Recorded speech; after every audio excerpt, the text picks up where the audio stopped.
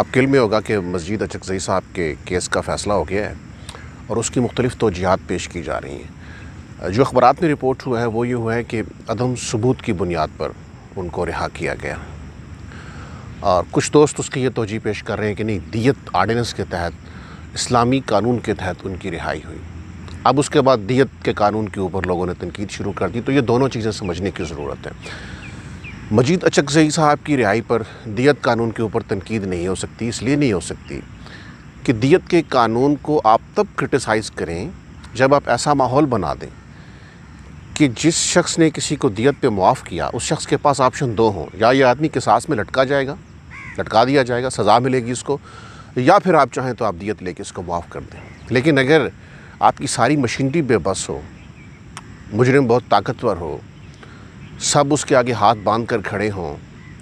اور مقتول کے ورثاء کو یہ بالکل یقین نہ ہو کہ انصاف ملے گا اور اس کو سزا ملے گی، وہ بے بس ہوں، خوفزدہ ہوں، ڈرے ہوئے ہوں، سہمے ہوئے ہوں، تو پھر دیت کا قانون جواز نہیں ہوتا۔ پھر دیت کا قانون آپ کی ایک، جو سمجھیے کہ ایک بہانہ ہوتا ہے، کارروائی آپ نے ڈالنی ہوتی ہے، آپ کا ہر چیز، تمام آپریٹرز آپ کا بے بس ہے ایک طاقتور شخص کے آگے، تو پھر دیت کا سہارا لیا جاتا ہے، وہ بھلے ریمنڈ ڈیوس کیس ہو یا کوئی اور کیس ہو۔ دیت دینے والے کو اگر یہ یقین ہو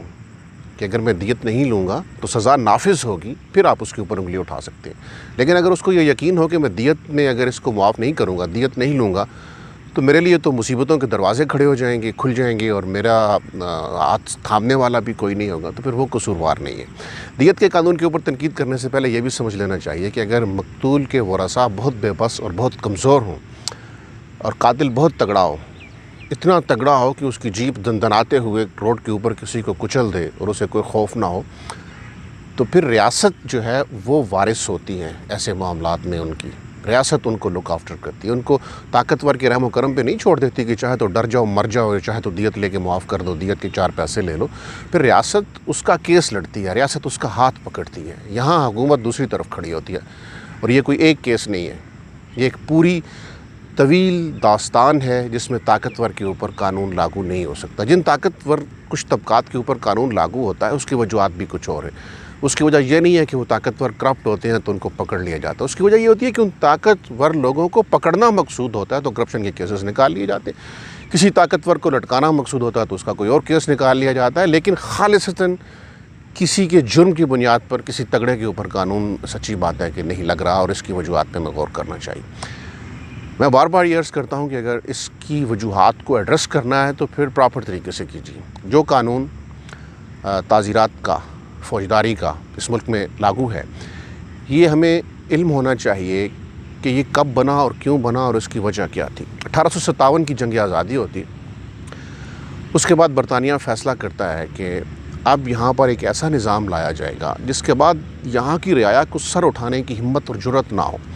3 سال اس کے اوپر غور ہوا، اور 3 سال کے غور کے بعد 1857 کی جنگ آزادی ختم ہونے کے بعد 1861 میں پولیس آرڈر آیا، اور اسی آرڈر اور اسی ڈھانچے کے تحت آج بھی آپ کی پولیس کام کر رہی ہے۔ بیچ میں مشرف صاحب نے کچھ ترامیم کرنے کی کوشش کی، کچھ اور اصلاحاتی پیکیجز آئے، لیکن وہ بالکل کاغذی کارروائیاں تھیں، سطحی سے اقدامات تھے۔ بنیادی طور پر یہ ڈھانچہ آج بھی وہی ہے جو 1857 کی جنگ آزادی کے 3 سال کے بعد متعارف کرایا گیا۔ جس قانون کو آپ تعزیرات پاکستان کہتے ہیں، یہ بھی 1860 کی دہائی کا ہے۔ آپ نے صرف اس کے اوپر پاکستان لکھ دیا اور آپ نے سمجھا کہ یہ آپ کا قانون ہو گیا۔ جو مجموعہ ضابطہ فوجداری ہے، یعنی وہ پروسیجر جس کے تحت فوجداری کے مقدمات چلتے ہیں، وہ بھی 1800 سمتھنگ کا ہے، 1890 کا ہے یا 91 کا ہے، مجھے اس وقت صحیح یاد نہیں آ رہا۔ یہ آپ کے قوانین نہیں ہیں، یہ پولیس آپ کی بنائی ہوئی نہیں ہے، یہ تعزیرات پاکستان آپ کا بنایا ہوا نہیں ہے، یہ مجموعہ ضابطہ فوجداری آپ کا بنایا ہوا نہیں ہے، یہ انگریز نے بنائے تھے، اور یہ شہریوں کے لیے نہیں بنائے گئے، یہ رعایا کے لیے بنائے گئے ہیں کہ حد ادب میں رہے، مطمئن رہے، عمران خان صاحب کی طرح مطمئن رہے،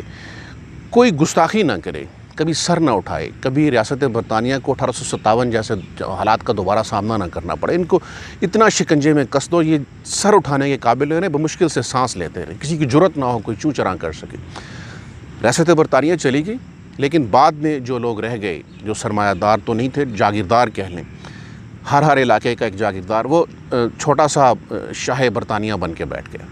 اب جو جھگڑے ہوتے ہیں کہ تھانے میں میرا آدمی آئے گا ایس ایچ او میں لگواؤں گا، یا آئی جی کے اوپر جو جھگڑے ہوتے ہیں صوبوں اور وفاق کے درمیان کہ میرا آئی جی تیرا آئی جی، یہ بنیادی طور پر یہی جھگڑے ہیں کہ اس رعایا کو پولیس کے ذریعے، اس فوجداری قانون کے ذریعے جکڑ کے رکھنا ہے، دبا کے رکھنا ہے، محکوم بنا کے رکھنا ہے، مطمئن بنا کے رکھنا ہے، اور اس میں پھر ہر کوئی چاہتا ہے کہ میرا پولیس اسٹیشن میں میرا آدمی بیٹھا ہو۔ ایس ایچ او سے جھگڑا شروع ہوتا ہے، تیرا ایس ایچ او، میرا ایس ایچ او، تیرا ڈی پی او، میرا ڈی پی او، اور یہ جھگڑا اوپر چلتے چلتے وفاق اور صوبوں میں آئی جی کی تعیناتی کے اوپر ایک جھگڑے میں بدل جاتا ہے۔ یہ سوچ بدلنے کی ضرورت ہے، یہ مائنڈ سیٹ بدلنے کی ضرورت ہے، اور یہ قانون بدلنے کی ضرورت ہے۔ یہ یاد رکھیں کہ یہ جو قانون ہے یہ شہریوں کے لیے نہیں ہے، یہ رعایا کے لیے قانون ہے۔ اگر آپ نے رعایا بن کے رہنا ہے تو مطمئن رعایا بن کے رہیے، سڑک پہ مارے جائیں، کسی کی گاڑی کے نیچے کچلے جائیں، کسی کا پروٹوکول والا آپ کو مار دے، بس اسے تقدیر کا ریکھا سمجھے۔ رعایا تو کچلی جاتی ہے نا، بادشاہوں کے قافلوں میں بھی کچلی جاتی ہے، رعایا کی کیا حیثیت ہے؟ لیکن اگر شہری بن کے رہنا ہے تو پھر اس قانون کو بدلنا ہوگا۔